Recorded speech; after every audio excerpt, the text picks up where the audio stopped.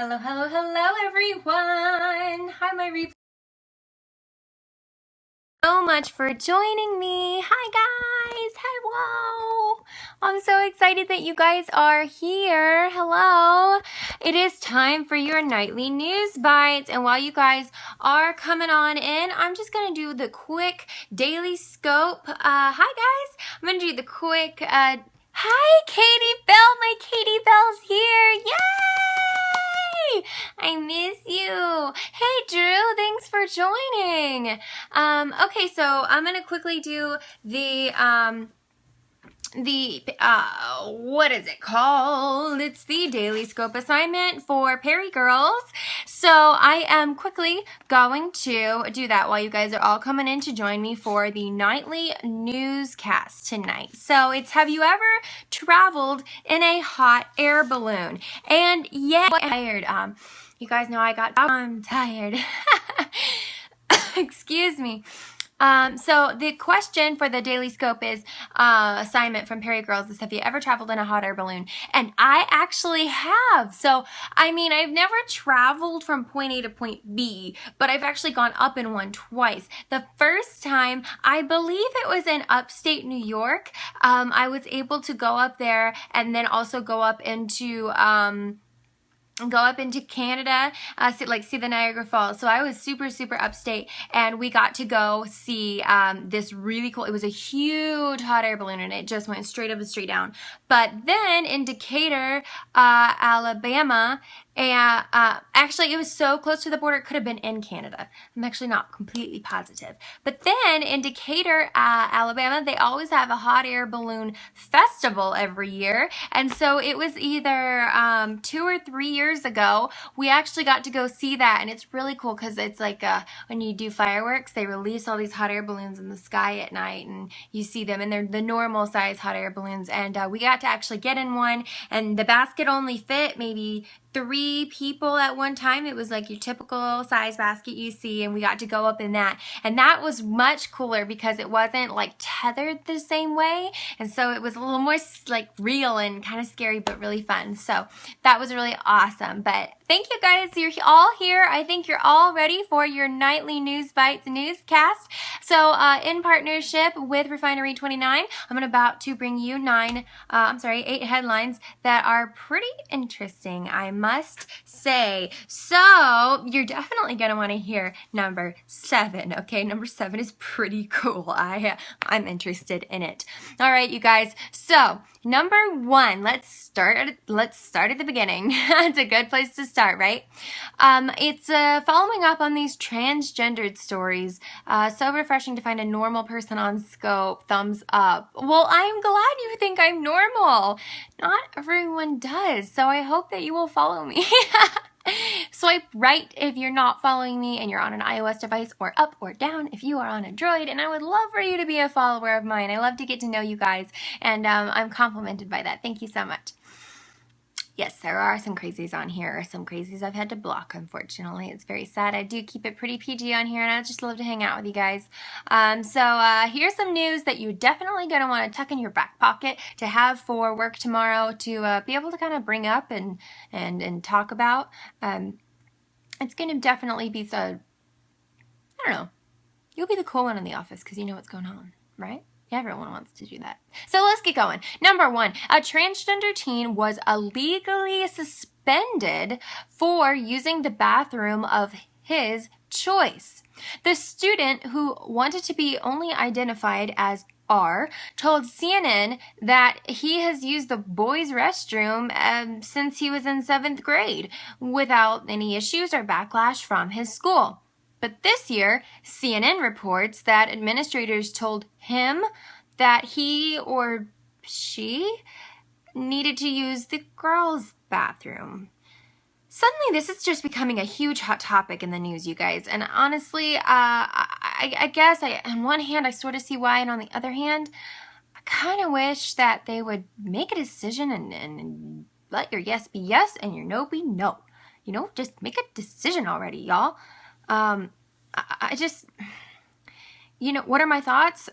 It's hard to say because on one hand, I see why those people who want to identify as whatever gender they want to identify as, I want to use that restroom that correlates. However, if I had a young daughter and she came home saying, Mommy, I feel uncomfortable because this boy is going into my bathroom, how am I going to feel as a parent, you know? And so I see both sides, and it's a tough thing, but for years it's worked out the way that it's worked out.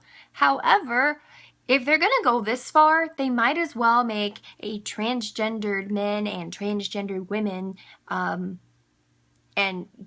like an LGBT and Q and straight bathrooms. Like, let's just have 12 million bathrooms. That's my solution. Okay? All right. Moving on. All right, you guys. To be in the know, I see little girls going to the restroom because it's safe, and imagine it would. Yeah. My solution is just to have a bathroom for everybody, because I think it's one of those unwinnable situations. There's so many great points on every side, but it's never gonna go away, is it? No. So let's just build more bathrooms with more titles. Okay? Okay. I hope somebody in government is out there watching me right now.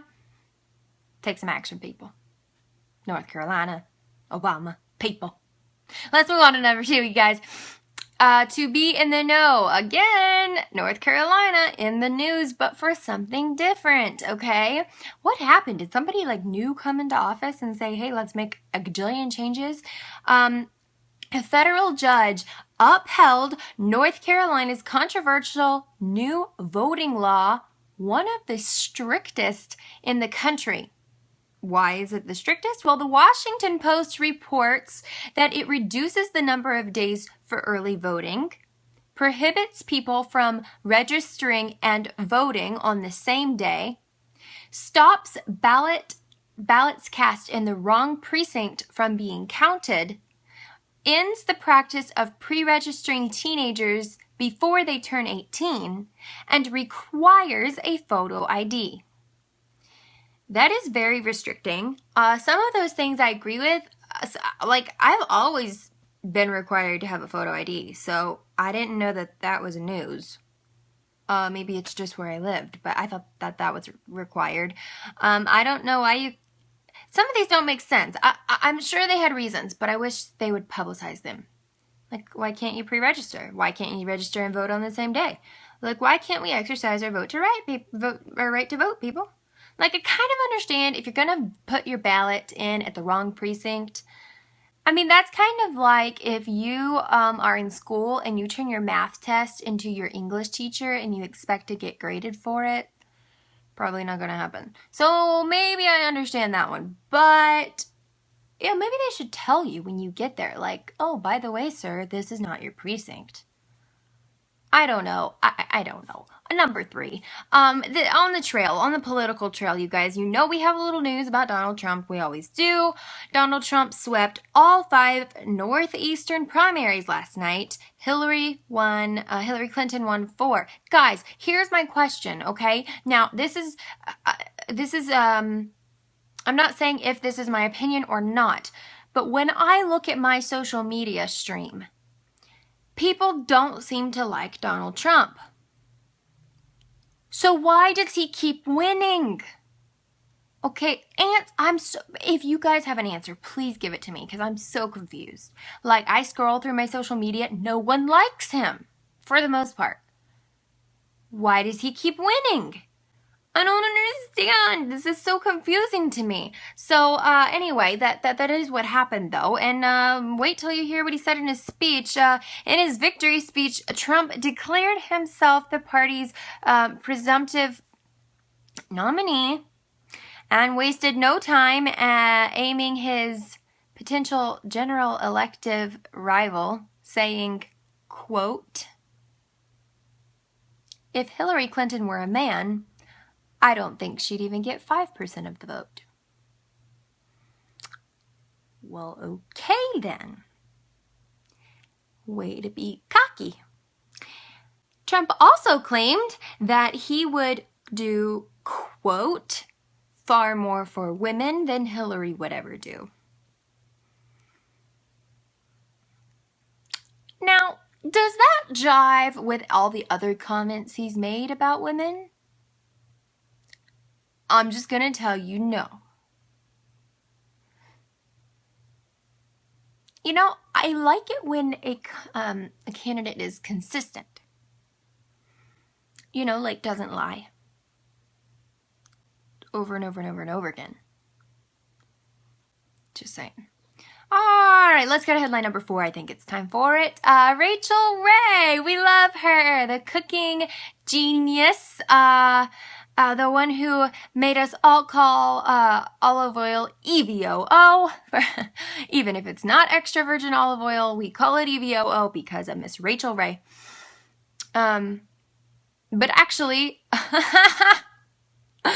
you guys, this is where you laugh at me because it's Rachael Roy, and I totally misread this. So we're not talking about Rachael Ray at all. That was just me throwing a name out there and completely misreading it. See the art of correct reading, you guys? So, you know, if I have any first graders watching, value your teachers teaching you how to read, because if you ever become a newscaster like myself, you really could tell a different story than actually happened. So, let's try this again, you guys. Story 4. Okay, can I get some love? Because that was embarrassing, you guys. I'm gonna get a little red in a minute. I'm embarrassed. Okay. Headline number 4. Thank you guys. You're giving me more hearts that are ironically red to match my embarrassment. I love it. Thank you. Headline number 4. Rachael Roy released a statement denying that she's now the infamous, quote, Becky with the good hair. Okay, which makes way more sense than Rachael Ray because she was not a part of that at all. Yesterday, Roy released a statement denying the now infamous lyric, quote, he better call Becky with the good hair is about her. She told People the following, quote, I want to put the speculation and rumors to rest. My Instagram post was meant to be fun and lighthearted. It was misunderstood as something other than that. Hello, Cameron, I think is your name. I'm good. How are you? Drunkest Batman, thanks for joining. Regarding Beyonce Jazzy marriage. Huh? I know what y'all talking about. We're moving on to headline number 5. It's a double take. Despite their testy relationship, I believe it's Megyn Kelly landed an in-depth interview with Donald Trump. Kelly went to Trump Tower on April 13th for an in-person meeting with the GOP frontrunner to, quote, clear the air, as she put it. And Time reports that it looks like we'll be able to see their new dynamic when the interview airs on May 17th. For you who just asked what the point of this is Nightly News Bites. I'm giving you 8 top headlines that are, some of them are in the major news, but some of them aren't. And so you can just stick them in your back pocket and take them to work with you tomorrow and have some good, elevator conversations. Am I paid for this? Nope, I just do this because I used to be in broadcasting, and currently I'm in public relations and branding, and I work as a publications coordinator, and I love it. Hey, you guys. So I decided I would do this. You want to be one? I used to. And so now I'm in a different industry. I'm in public relations and branding and marketing and stuff. And so I decided I would do it here for you guys. And it's also kind of fun, just to keep up with it in a fun sort of way. I don't believe in watching the news and being depressed afterwards, so we never do that here. I also make sure it's short. You guys, I never kept more than I try to keep it between 10, 15 minutes. Or 10, 20 minutes, about 15 minutes, the longest. So let me keep going so I don't keep ya. Number 6 out of 8 headlines. Parlez-vous français? No, I'm sorry. Headline number 6 is some tech talk. You guys know it's my favorite. I love me some tech talk. And it's about Apple, which I love. However, it's really sad news, and I don't like it. But like I always say, a reporter reports the news, so I'm going to have to do it. It pains me to say this, but Apple announced a 13% drop in first quarter sales, making the tech giant's first revenue decline in 13 years. Ironic, 13% drop. First time in 13 years. That's like Freaky Friday the 13th going there. Anyway, iPhone sales account for 2/3 of Apple's revenue, but the smartphone has struggled to maintain the vigorous sales pace that drove the company to record revenue and profits in recent years. The Los Angeles Times reports that Apple sold 51.2 million iPhones from January through March, or about 10 million fewer than the same 3 months in 2015. So guys, it's okay if you leave this broadcast if you want to go buy an iPhone. Go quick. Go buy an iPhone. Go now. But one thing I am interested in is to see how they come back. Because Apple will. They'll invite some. Thank you for inviting your friends. They're going to invite somebody. Hello, Knight. They're going to come out with something new. Hi, Joshua S. Money. They're going to come out with something. I'm doing great, thank you. Or, I don't know. They're going to do something, though. Maybe lower some prices. Come out with a new economic something. Who's they? Apple. We are talking about the fact that they announced a 13% drop in first quarter sales, making it the first time that their revenue has declined in 13 years. So as sad as that makes me, I am looking forward to their comeback because they always have one. Tim Cook has a lot to figure out. All right. Headline number 7, you guys. Zac Efron is set to host a special. Yeah, they do charge a lot for screen fixes.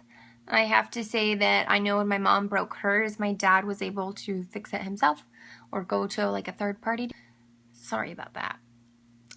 Perhaps this is why they're charging you so much, because they're having some issues. Can your dad come to the UK? What are your views on the Black Lives Matter movement? Fix my screen. I wish he could, and he would if he was there. I'm so sorry. Anyway, all he did was watch YouTube tutorials and order the parts, like on eBay. You could try that. Let's move on to headline number 7. It's an A-lister story. You got some celebrity news, and you ladies are gonna want to listen up. Zac Efron is set to host. Oh, it's a laptop. Maybe I can't help you there. Sorry. You like Zac Efron?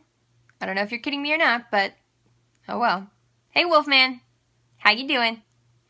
All right, so headline number 7, like I said, ladies, listen up here. Zac Efron is set to host a special for MTV that focuses on people's favorite things, food and travel, and abs. Like I said, ladies, listen up here.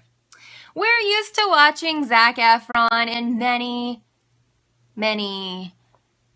if not all of his movies, take off his shirt, shirtless all the time, really, But now he's going to be doing something else on camera, eating. According to People, the heartthrob is set to host a special for MTV, and it's going to be all about food and travel. So, Guy Fieri does a fantastic job doing a coverage of food and travel on the Food Network. So maybe it could be fun to do with Zac Efron too, except for, I don't know, I don't believe the child eats anything more than, protein shakes and then works out all the time. So I'd like to see him eat. Make me feel better about life. Child needs to eat. He's some meat on his bones. Anyway, the last headline we have is a red carpet story, and it's a little bit about Queen Bee because she can't spend too much time out of the news. HBO will submit Beyonce's Lemonade for Emmy consideration. According to reports, HBO plans to put the visual album up for a Variety Special Emmy. Beyonce has previously been nominated for Emmys for her On the Run tour concert special with Jay-Z and 2013 Super Bowl halftime show. So she's up for it again. We'll see how that goes. If you didn't catch, I believe it was night before last episode of the Nightly News Bites, we talked about Lemonade and how when you really dig into it, it's about her struggle with infidelity and basically dealing with it, facing it, and overcoming it, and eventually forgiving it. Something I'm not sure if I could do, but something that makes the title make a lot of sense. Making lemonade out of lemons. So there you have it, guys. There's your nightly news bites with me. I had a lot of fun giving them to you. I'm glad I can still do this newscast. Thank you so much for joining me and for all the hearts. And I will see you guys tomorrow night. Have a great one, guys. Bye, kids.